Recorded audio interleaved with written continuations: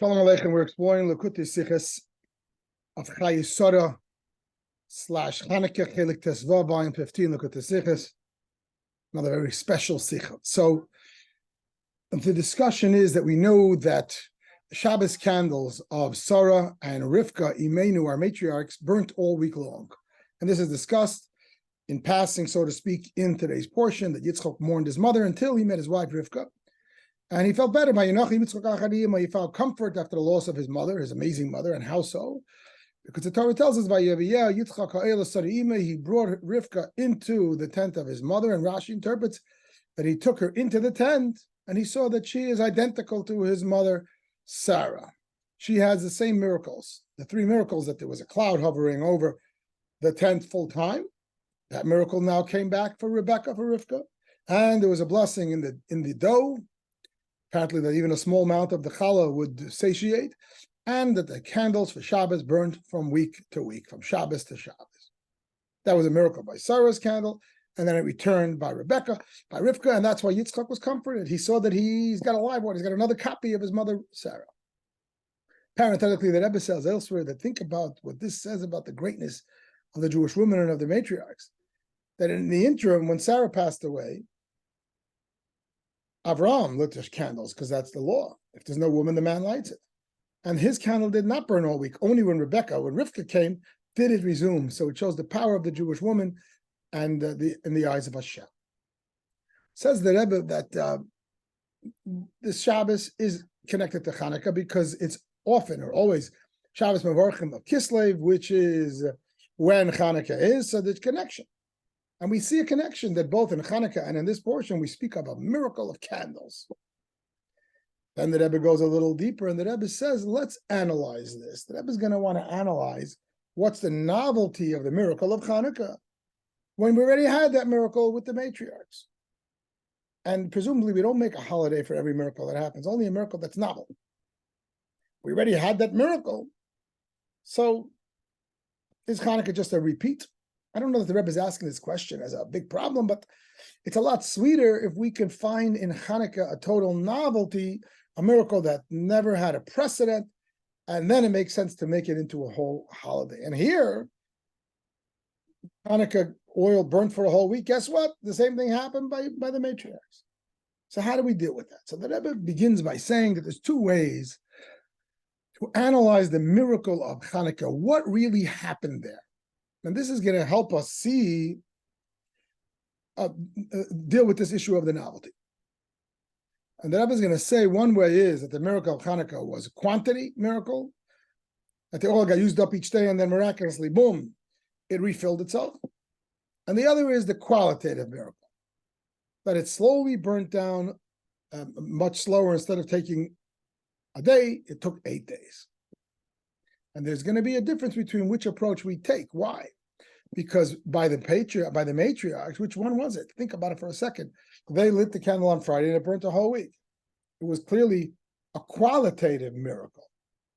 Nothing refilled itself. It just burnt down much slower. Instead of taking 8 hours to burn, it took 64 hours to burn, if you will, or what have you. And therefore, the miracle of the matriarchs was qualitative. If we say that Chanukah is quantity, then we have a novelty in Chanukah. So we've solved this riddle. So let's bring up a spreadsheet which delves us into the issues. So we have two approaches to the miracle of Chanukah. Approach number one is that Chanukah is quantity, which means, let's say for argument's sake, they filled up all 7 lights, and that was all the oil they had. And after each day, presumably they empty, because there's enough oil to burn for one night.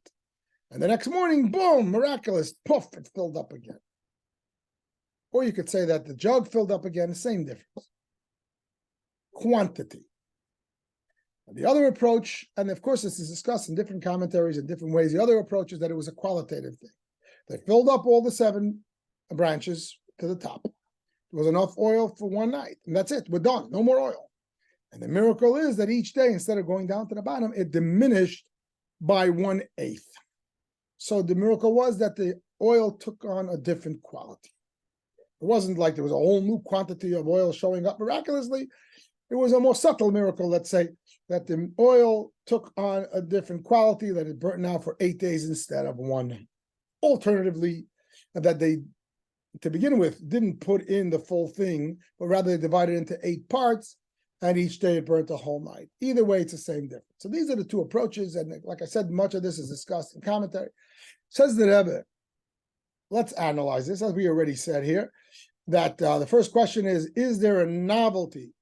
Question A, is there a novelty in the Hanukkah miracle over the matriarch's miracle? So if you say that Hanukkah is a quantity miracle, the 7 branches emptied, and then boom, in the morning, they're full, that's a new concept. We never had that. We didn't have that in the days of the matriarchs. Conversely, if you say approach 2,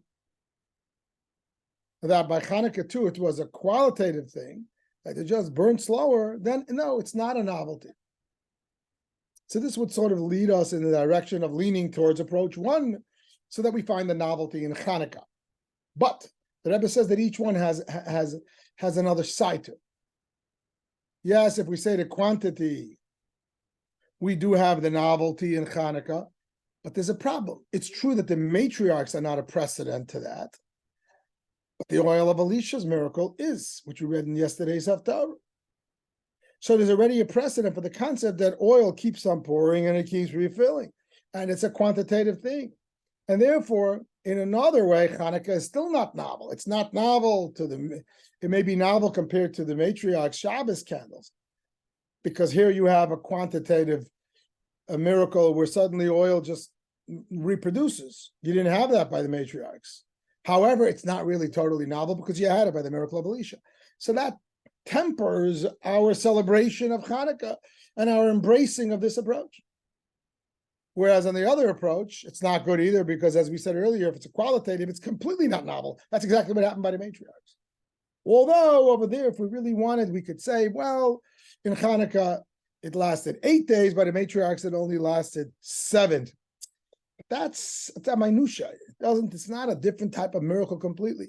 So we're really sort of back to square A. Neither approach totally satisfies our desire for Hanukkah to be a totally novel miracle.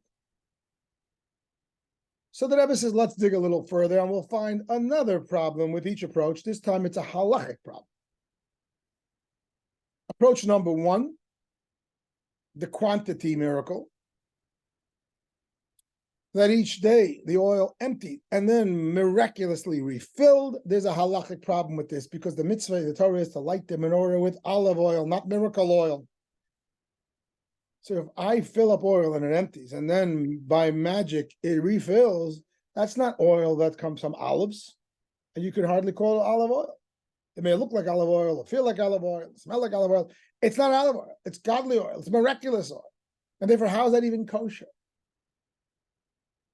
And we would have to come on to the explanation, which some commentaries want to say, well, it's not actual oil from olives.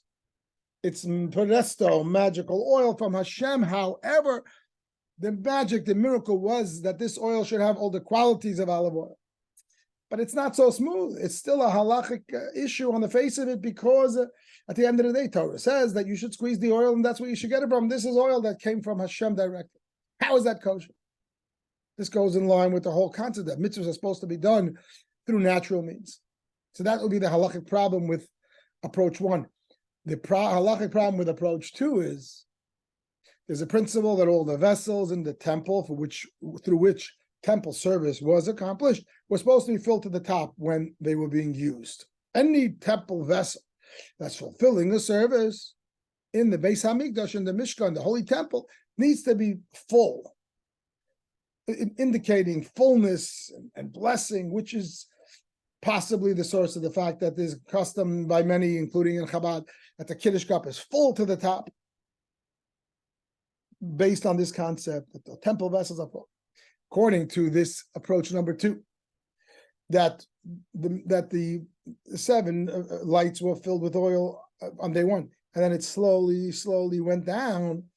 So then, instead of going down in 1 day, it went down over 8 days. So then all the 7 days after day 1, they did the mitzvah with a not full vessel, and that's not kosher. That's a serious halachic problem.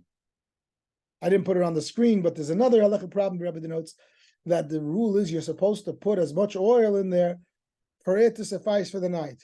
But it went down. There's no more oil to suffice for the night. So technically, they didn't do the mitzvah. Okay. So what did the Rebbe do so far? The Rebbe explained, presented to us two approaches to the miracle of Hanukkah happen. And then the Rebbe presented two problems with each approach.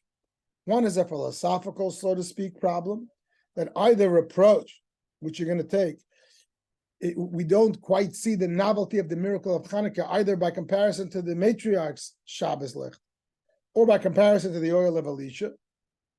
So it takes away from the geschmack, from the novelty of the great miracle of Hanukkah. And furthermore, we find a halachic problem with each of these approaches.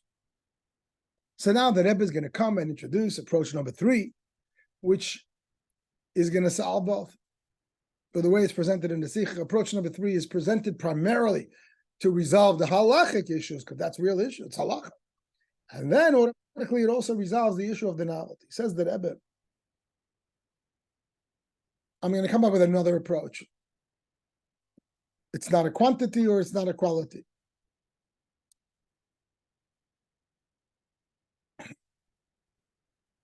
In each of these approaches, the Rebbe says like this: what really happened was that the oil burnt like regular oil, and yet it did not become consumed. That's what the Rebbe says. It was two opposites in one.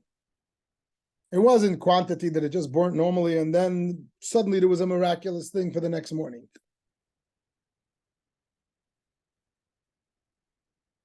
Totally natural, and then suddenly, boom, miracle. It wasn't that there was a miracle in the quality of it that it went slow. No. It was a natural and miraculous occurrence at the same time. On the one hand, there was a natural occurrence. Oil burns. But it never emptied the vessels. And why not? Because it never got consumed. Now, we're students of Torah. That's not such a big shock to us. We all heard of the burning bush. Moses sees something on fire. It's burning. And it's not being consumed. That's a fire of Hashem. Says the Rebbe, this, and this is a little bit of a square circle. This is reminiscent, you see, of miracle and nature happening at the same time. Approach 1 and 2 are both miracles.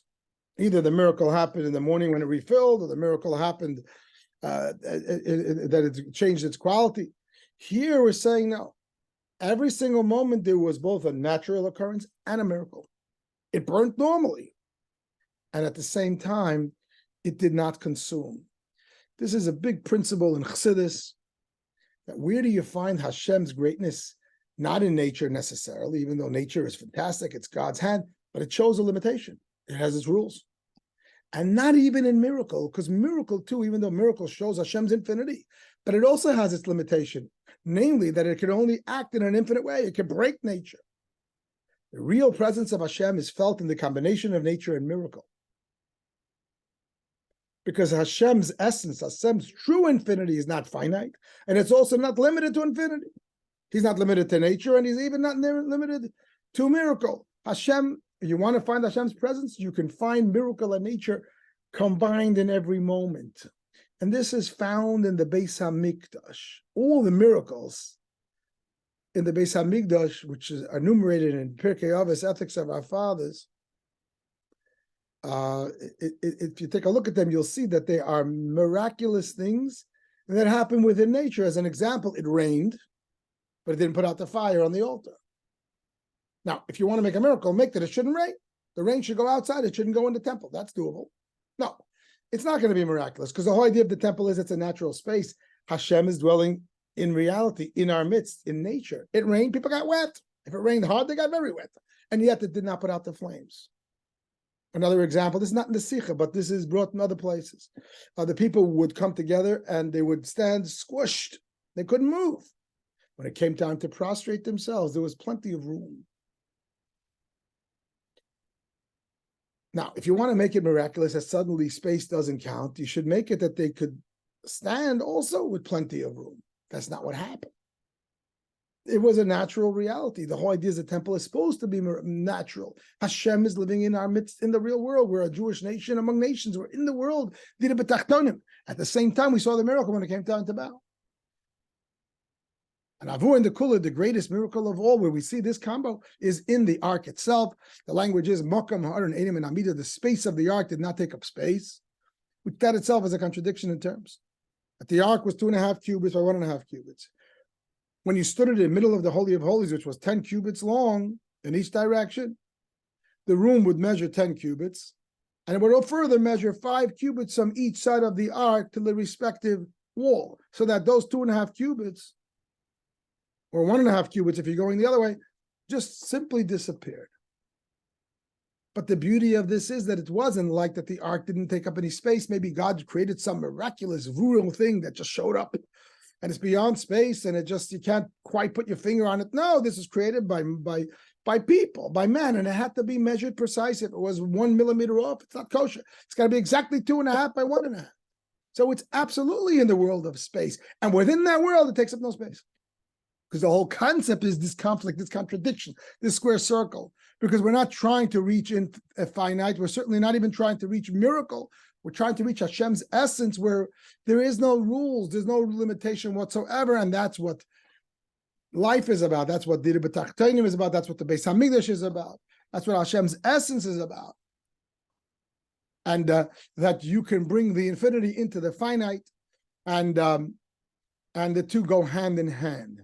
Says the Rebbe, and I'm just giving an application, and this is the example that Rebbe gives in the Sicha, that the space of the Aron took up no space, and the footnote the Rebbe brings the example of the burning bush.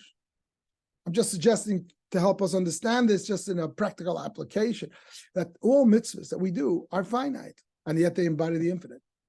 You're told to light Shabbos like at 4:22, and what if I light it at 4:52?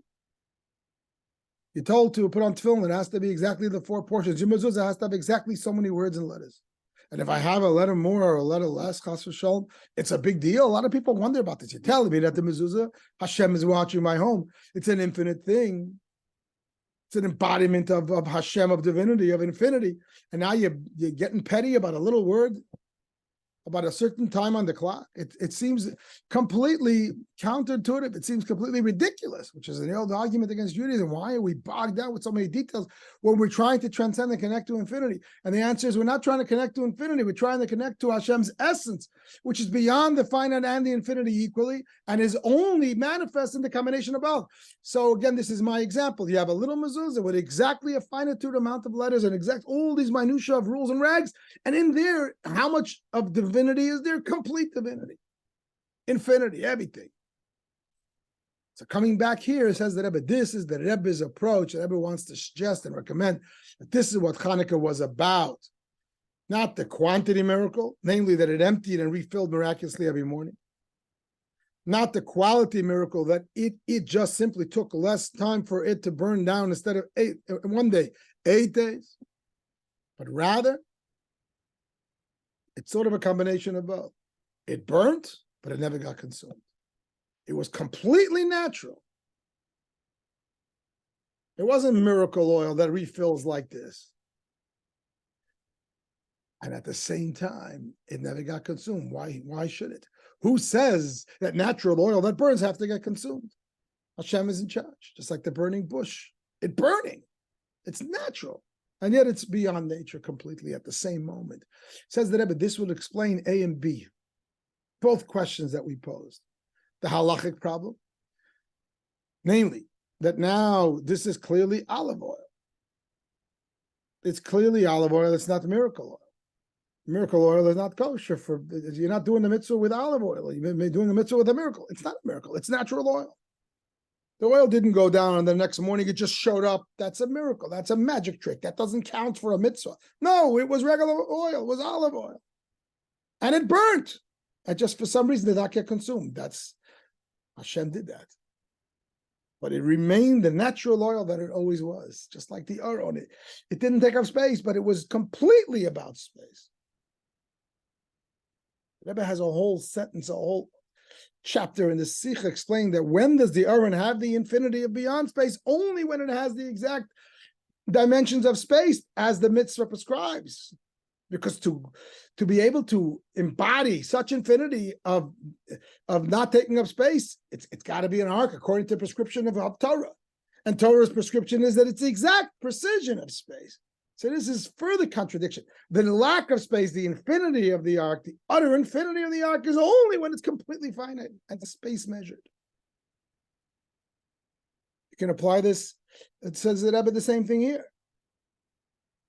That what made the oil of Hanukkah work, that it should not become consumed and have this not only miracle, this beyond miracle sort of within nature, that it does not get consumed only because it was being burnt, because it was acting naturally, therefore rendering it kosher oil for the mitzvah. If it's kosher oil for the mitzvah, it deserves the miracle of Hashem. If it's not, why would Hashem bother making the miracle? So here, the fact that it did not get consumed is part and parcel of the fact that it's absolutely burnt. If we can say these two things from both sides of our mouth at the same time, even though they're opposites. I'm adding in parentheses my application, which is something that I have a passion for as a shliach. People always questioning the how could there really be potency to mitzvahs? They seem so petty with the details. No, only when you do the mitzvah, you're looking for transcendence, you're looking for God, you're looking for infinity. Good, do a mitzvah exactly to its precision. And that's where you'll get the infinity. If it's lacking any of its finitude, precision, it's no longer a mitzvah. And if it's not, there's no infinite. Only when it's finite. I lit the candle at 422, I have infinity. Did all that with every mitzvah. So this is the Rebbe's approach. The Rebbe wants to suggest that that's what happened by Hanukkah. And therefore, this explains A and B. There's no halachic problem. And Hanukkah, yeah, we didn't cover this. Hanukkah is clearly a novel miracle. There was never such a miracle before. Patriarchs didn't have this. The matriarchs, they had the qualitative miracle. They didn't have this thing that it was burning and not burning at the same time. This is a new thing. And similarly, this Elisha's oil didn't have this either. Elisha's oil was a quantitative. So therefore, this is completely novel. This is, you might say, in a sense, one part of the Sicha. And then the Rebbe flows into the next part directly, but this is sort of ends the explanation. Because the Rebbe is now going to introduce an additional amazing novelty that's introduced, that's born out of this distinction, which becomes very interesting in terms of the understanding of the miracles of Torah. And then it will become very interesting in terms of Avodas Hashem and the way we look at our service. And that is this, that there's another novelty of the Rebbe's approach was the miracle of Chanukah Licht. One miracle that happened by the beginning of the 8 days, or one miracle each night, or was it an ongoing miracle for every moment of the entire 8 days? So let's step back and look at this a second. There are different miracles in Torah. For example, the miracles of Mitzrayim, 10 plagues, Kriyas Yamsuf. And there too, the Rebbe discusses, this is brought in footnotes, and it's from another Sicha where it's discussed in detail. And we could look at those, analyze the various miracles, and some of them we could say, it's only one miracle, some it's a bunch of constant miracles, which clearly means much more engagement by Hashem. So let's use an example. The plague of frogs.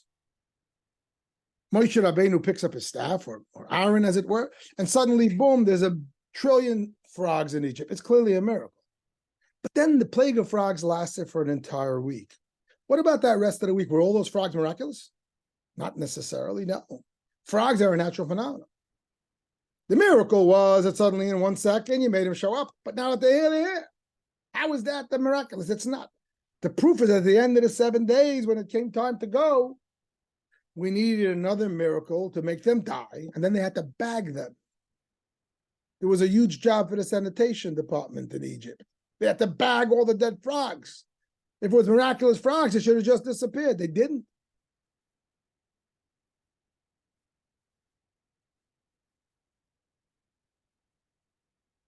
What am I saying? Am I making a mistake? Yeah, I'm just trying to recall if they went to the sea or if they bagged them. Either way, they died at the end of the plagues.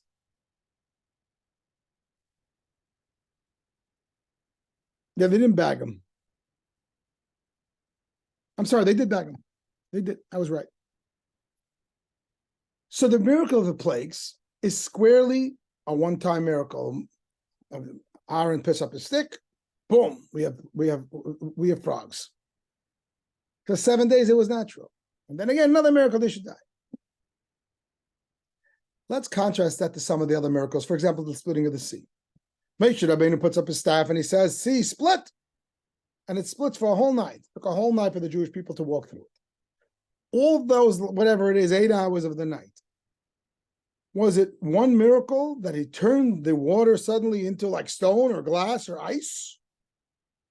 But after that first moment, it's now a natural phenomenon? Of course not. This is explained clearly in Exodus and even in the Torah itself, that Hashem was constantly pushing the wind. The whole miracle was that they walked in the water. It remained water. It didn't become ice. It didn't become brick or stone. It remained water, and water stood. So how many miracles were there? Thousands. Every single split second was another miracle for the entire night. So here we see an example of two approaches to miracles that last a span of time. An example of the frogs where it's one moment, the miracle, only at the beginning, and another example, the splitting of the sea, where the miracle is ongoing. Again, this is also not in the Sicha, it's alluded to, it's hinted, it's not hinted, it's referenced in the footnotes to the Sicha where the Rabbi discusses this in detail in volume 5.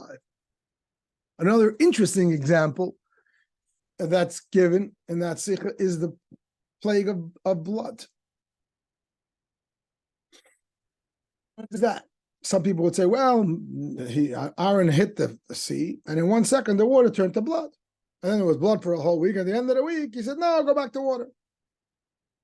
That's not what happened. The whole week, it was really water and blood together. What's the proof? If the Egyptian drank it, it was blood. If the Jew drank it, it was water. And if the Egyptian paid for it from the Jew, it became water. So we're drinking from the same cup. This guy's drinking blood. This guy's drinking water. So clearly, this was not water turned to blood, which is a great miracle, but it's a 1 second miracle. It was an ongoing miracle. It remained water and behaved like blood for an entire week.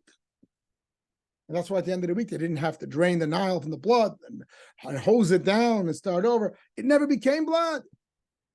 By the frogs, they had to bag them up. It became smelly and they had to pile them. Chamorim, it says in the Chumash. Because they were frogs, they were real natural frogs who came about, albeit through a miracle, but now they were natural. And when they died, you got sanitation. In the blood, there was really never blood in the Nile. The water acted also like blood. It's similar to this concept where the miracle and nature go hand in hand, which is a greater form of miracle. And it's a miracle, therefore, which is constant. Says the Rebbe, let's apply that to us. How are we going to look at the Hanukkah miracle? How are we going to look at the Hanukkah miracle? Are we going to say it's one miracle, or are we going to say it's many miracles? So the Rebbe says, remember in this Sicha, we discussed 3 approaches. We discussed approach number 1, that the miracle of Hanukkah is a quantity miracle, that each morning it just miraculously refilled. That'd be like the frogs. Then it would be one miracle. Every morning, it refilled. But the fact that it burnt all night was not miraculous. It was one miracle each time. So that it was a miracle of quality, that the oil burnt, but it had a new quality, that it burnt much longer in a miraculous amount of time. So here too, it's still one miracle. Hashem intervened at the beginning of the week of Hanukkah, and he infused in it a different nature that now it's going to burn instead of 8 hours for 64 hours, for argument's sake. So the Rebbe puts it like in the middle.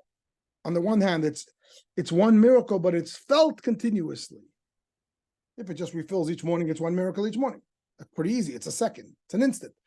If you hold this qualitative way of thinking, It is one miracle because that's what Hashem does at the beginning of Hanukkah. He infuses in it a quality of miraculous timing. However, the rest of the week it's natural because now this oil has an embodiment of a different nature and it just does what oil does, albeit on a miraculous schedule. So this is sort of in between. It's one miracle, but that miracle is felt continuously. You can't squarely put it in either box of saying it's either one or continuous.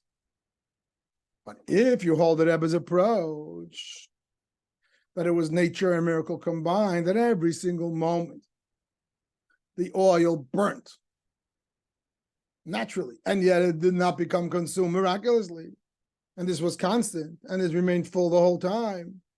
It's a miracle every moment. It's akin to the blood in the Nile being water and blood at the same time. It was oil and miracle at the same time. How many miracles? Every second of Hanukkah was a miracle.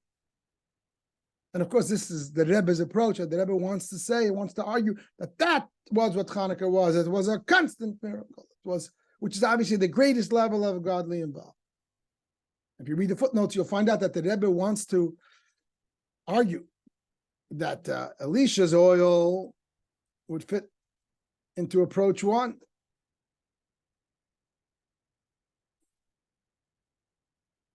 Elisha's oil, it's one miracle. Because when you're creating quantity, it's 1 second, boom. The Shabbos licht of the matriarchs of Sara and Rivka was quality, right? It burned slowly a whole week instead of burning out quickly. It lasted a whole week. So because it's quality, so obviously, in a sense, it's one miracle, but that miracle was felt all week. Like we said, that middle level, that middle madrega, where you feel the miracle all week, even though the miracle is only happening nominally at the beginning. The Chanukah candles in the miracle of the Beis Hamikdash of Chanukah. Here the Rebbe says that the conclusion here would be that was a continuous miracle. What did the Rebbe gain by this, other than the fact that it's fascinating? And it answers all the questions. We understand the novelty of Chanukah. We understand there's no halachic issues of the Chanukah Beneder in the Beis Hamikdash. By introducing the fact that now Chanukah is a constant miracle, and we have also the idea of these three approaches of one miracle, constant miracle, or the combo in between. The Rebbe is now going to apply this to 3 levels in Avodas Hashem. Personal application. In Avodas Hashem, we also have the concept of miracle and the concept of teva, of nature. The concept of miracle, Avodas Hashem, is when a Jew remembers his Mesiras Nefesh, he remembers his neshama. And the fact that really, at the end of the day, all he is an extension of Hashem, and he wants to give over his life completely to Hashem. Or in plainer language, the idea of Kabbalah Sale. He's dedicated, he's a soldier, he doesn't have to understand. He's completely dedicated, he's committed. Kabbalah Sale Machashamayim, Amen. It's a form of Mesiras Nefesh when a person is just dedicated without asking questions. That's a form of miracle within our personal service. What is nature within our personal service? When a person serves Hashem, and he's doing the Torah, and he's doing the mitzvahs, and he's learning, but everything is calculated. He doesn't need this approach. He doesn't need to evoke Mesiras Nefesh, to evoke some inner strength to push him, to keep him going, to overcome obstacles. He doesn't have to overcome obstacles. Everything is good. He is a very clear, open eyes to the situation, and he understands what's right and what's wrong, and he's following the path. He doesn't have to call out that miracle within his soul.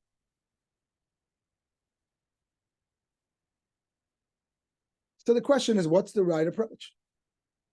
Should I be serving Hashem, quote, in a miraculous way, or should I be serving Hashem in a natural way? Should my service of Hashem feel like that I am always fighting a battle, and I'm Mesiras Nefesh, and I'm totally dedicated, and I'm breaking nature. I don't care what my Yetzer Hara says or what the world says, or if I understand or I don't understand. I'm just going, in Hebrew, Rosh Bakir, I'm just going full steam ahead without any calculations.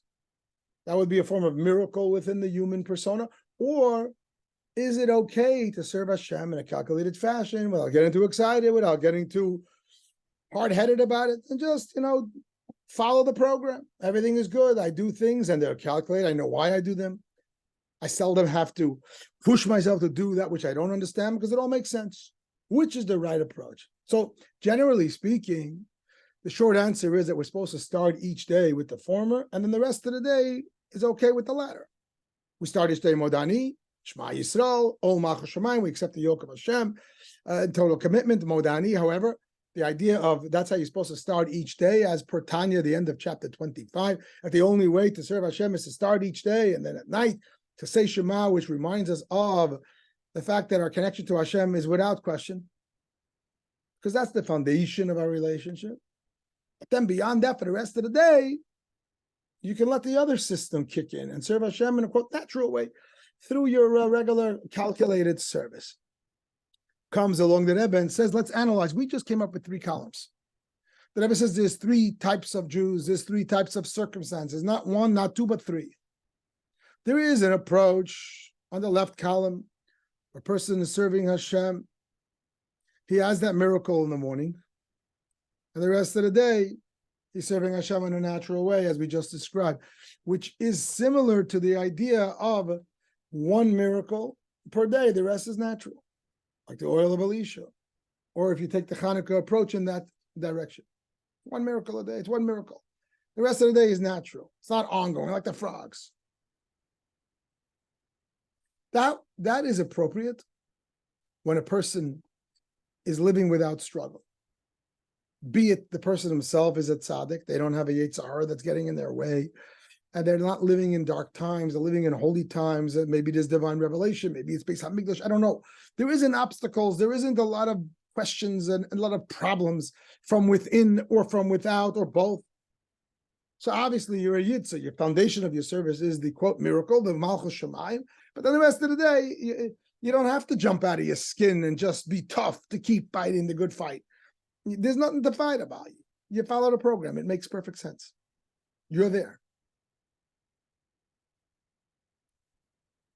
Then there comes the middle column, when things are not so perfect. And the person, I don't know, the Rebbe doesn't say it explicitly. Maybe this is like a Beinani. He's in the middle. He doesn't struggle with so much darkness, but he's not totally removed from darkness. The person struggles a little bit, but you can't say the person is filled with darkness.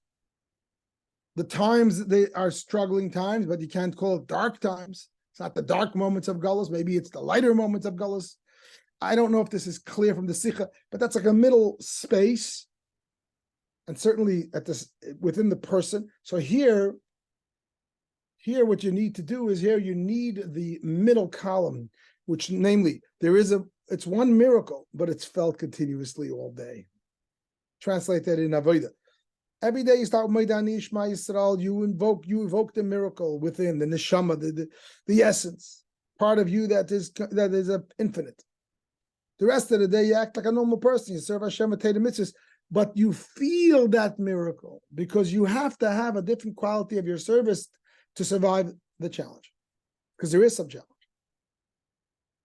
But you don't have to have a constant miracle every second. It's 1 miracle, but it's felt. Exactly like the middle column. It's a perfect application of the miracle of the matriarchs, where there was 1 miracle each week, but the miracle was felt a whole week. It wasn't ongoing. It was felt, though, a whole week. Similarly here, this middle level struggle requires sort of that middle level of miracle. Then the Rebbe says, if a person is in a place of darkness, he's not a tzaddik, he's not a Beinani. It's a person who has a healthy Yetzer Hara, and or he's living in a time of Gullus when the Gullus is dark, which clearly we could say to our times. And there's confusion and challenges all the time, from without and from within. Here Taita says, take the example of the Hanukkah lights and live with your miracle constantly. Really, all day long, remember the Mesiras Nefesh. All day long, evoke the Kabbalah, say Malchus Shemayim. That's the only way you're going to do it, because you're constantly fighting an uphill battle. It's the darkest time. You need the most light. And what kind of light? A light that's constant. I think in practical terms, what the Rebbe means is that the Rebbe's, if you look at the Rebbe's Hayros that he gave for our generation, is that we should, even though we should find all kind of inspirations, but our main attitude to Yiddishkeit should be Kabbalah Sale. This is what's the right thing to do. Hashem said so, the Rebbe said so, we do it. And it's not an attitude once a day. That's our attitude to everything that we do. The Rebbe further wants that we should have a geschmack in that attitude and we should enjoy it.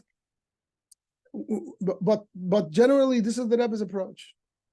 That we should always be in a space of, quote, inner miracle, in a space of Kabbalah Sale. Why am I doing A? Because Hashem said so. Why am I doing B? Because Hashem said so. And that's true all day long. I should never trust myself and what I think is right based on my geschmack. Doesn't mean I shouldn't develop a geschmack.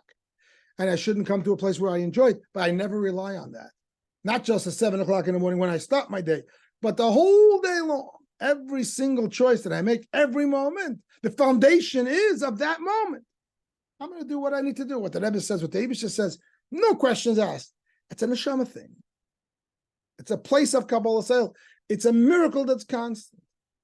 And the Rebbe says that we are capable of having that because we're in the darkest space. This goes back to the fact that Hanukkah was in a dark time.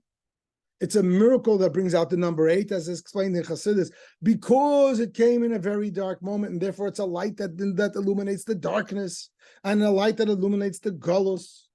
Because, why? Because the Yidden were in such a dark space, they brought out their inner Mesidus Nefesh, and suddenly they were able to touch the Yechida, the essence, and the essence is the space that's beyond infinite. It's not limited. It's not even measured to infinity. It's completely without stop. It cannot be stopped. And with, as we said before, it's the combination of nature and miracle, that within every single moment of every day, he's living a natural life. He's davening and he's learning and he's going to work.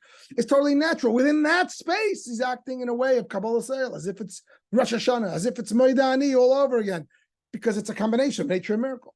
Because that idea of combining nature and miracle, as per the example of the Odin, space, not taking up space, is an expression of Atzmus, of Hashem's essence, which is beyond finite and beyond infinity. Hashem's finitude comes from the limited light, Memale, the limited light of Hashem. Hashem's miracle comes from Savior, the infinite light. But the miracle of the Aron, which is a combo of miracle and nature, that doesn't come from this light or that light. It comes from Hashem himself. And similarly, within a Yid, he has the ability for the limited service and the limitless service. And then he has the ability for the combination, that every single moment of every day, it's as if it's Rosh Hashanah. It's as if he's saying Krishma. He's ready like a soldier with Kabbalah Sale. How could you combine that with normal living? That's Shema Yisrael living. And the answer is because that comes from a place in the person. It's not his limited self, which is not on Nefesh, Ruach, and Neshama, the lower levels of the Neshama. It's not Chaye, which is the infinite level of the soul. It's the essence of the soul. It's Yechida. From that place, the entire person is infused with its connection to Hashem. Then it makes no difference if he's dying al Kiddush Hashem, or if he's doing a small mitzvah, or everything in between. The whole person is infused. Yechida has no limitation. It's not something that is shedding its light somewhere. It is completely part and parcel of every single part of the person, every part of its behavior. And therefore, the miracle is felt in his behavior every single moment, even in its natural flow of things. And this is, I believe, clearly what the Rebbe asked of us in plain language, that we should live finite lives and do Torah mitzvahs and not. The Rebbe said the first days of his Nasias, Nish Krichen Himmel, you don't have to climb up to the sky. But all of these day-to-day things and commitments that the Rebbe asked of us, of learning Chitas and Rambam and Mivtzoyim and all these limited things, should all be done with the commitment of a soldier. With the commitment of Kabbalah, the commitment that reflects a place in us that has no stoppage. Nothing can block it because it's completely connected to our true core.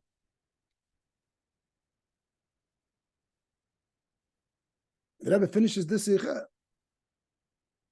by saying that this is why Hanukkah, this further explains why Hanukkah is related to Yutes Kislev. It's explained often that this is the month of Primius HaTeira, and that's why Hanukkah is oil. Yutes Kislev is the oil of Teira. So the Rebbe very briefly alludes to it and discusses in the footnotes briefly a concept that's explained at great length in Sicha of Yutes Kislev in volume 5. but it's referenced here, and it's the same point. It's just briefly covered, and that is in that Sicha the Rebbe brings down for the Rebbe Rashab. Yutas Kislev is going to be a constant yontif. It's a very strange language. It echoes Pesach. It says that Pesach is a constant yontif. That's why Hasidim don't say the language Chasal said the Pesach say that never ends. It's constant. What does that mean? We don't say that about Shavuos and about Sukkot and about all the Yom Tovim. What does it mean? It's something you could say it happens every year. But the language is it's constant. We say it only about Pesach and Yutas Kislev. So very briefly, the Rebbe explains there that Pesach represents a contradiction in terms, just like the blood, water, the natural oil, but it doesn't get consumed. And Yutas Kislev represents a contradiction in terms, not something that can happen in one shot and just continue. No, it's a constant because it's a contradiction. The Pesach contradiction is, how could there be a human nation that's eternal and that has a connection to Hashem, to infinity? It doesn't make sense. Either you should be an angelic nation that's beyond nature and you connect to Hashem, or you're part of nature, and like everything in nature, you have a beginning and you have an end, chas v'sholom. And yet Hashem created by Yetzias Mitzrayim, by Pesach, a nation that they're forever free, they're forever beyond the limitation of nature, and therefore they're connected to Torah and mitzvahs, all these infinite things. And even as they're a regular, normal nation, seemingly, and they're untouchable. It's a constant miracle. Says the Rebbe, that is echoed by Yutas Kislev, and in the language of the Rebbe Rashab, it's a Moed Tmidi. It's not just an ongoing holiday. That's not what it means, that the holiday will not go away. Moed Tmidi means it's a constant holiday. Every minute is Yutas Kislev. Because what is the message of Yutas Kislev? The message of Chassidus is Chabad. Chabad means the mind is going to understand the Elokus. That's a contradiction in terms. That's exactly like the space of the arrow not taking up space. The oil burning, but it's not burning. The bush is burning, but it's not consuming. It's water on its blood. This is coming only from the essence of Hashem, and that's what Chassidus is, Gili HaYechida of Torah.